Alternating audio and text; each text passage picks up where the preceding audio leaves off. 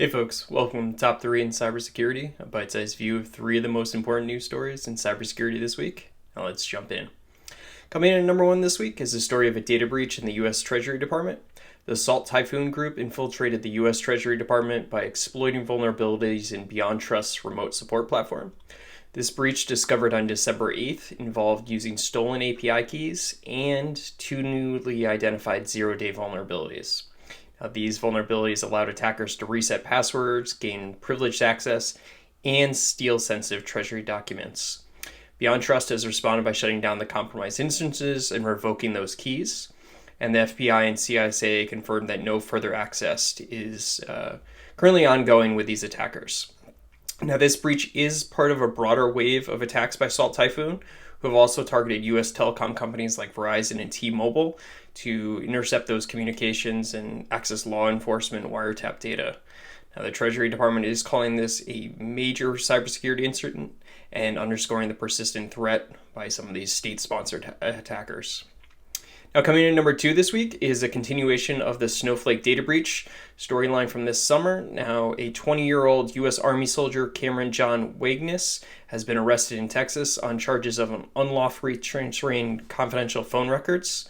Now, suspected of being the hacker killer Phantom, Wagnes has allegedly accessed sensitive telecommunications data, including AT&T call logs for Donald Trump and Kamala Harris, and threatened to leak them online unless contacted. Now, this marks the 3rd arrest linked to the high-profile Snowflake attacks from this summer, where cybercriminals infiltrated cloud storage systems, stole customer data, and extorted millions of dollars. Supposedly, these are collaborated with Conor Riley Muka, who is arrested in Canada, and John Aaron Binns, who is detained in Turkey, both who have been indicted on conspiracy, fraud, and data theft. Now, all of this is allegedly tied into the Scattered Spider network, which is the same network that's linked to previous major cyber heists, including the 2023 Las Vegas casino breaches. All right, that's a fun conclusion to that. Let's see if there's any more arrests that come out of there.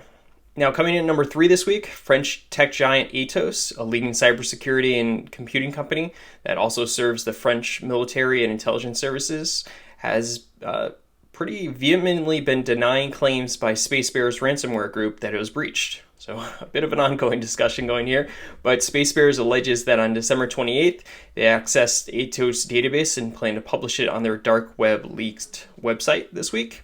In response, Atos stated that it found no evidence of any compromise or ransomware affecting its systems and hasn't received a ransomware demand.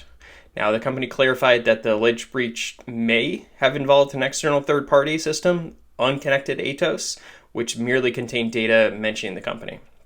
Now, SpaceBears is a ransomware network known for double extortion tactics and has targeted about 45 different victims across sectors since its emergence in April. And I guess we'll see if this is a big bluff or SpaceBears really has the goods on Atos. More to come. All right, that's it for this, our first top 3 of the new year. I hope that everyone's enjoyed this bite-sized view of cybersecurity news, and I'll catch everyone next week.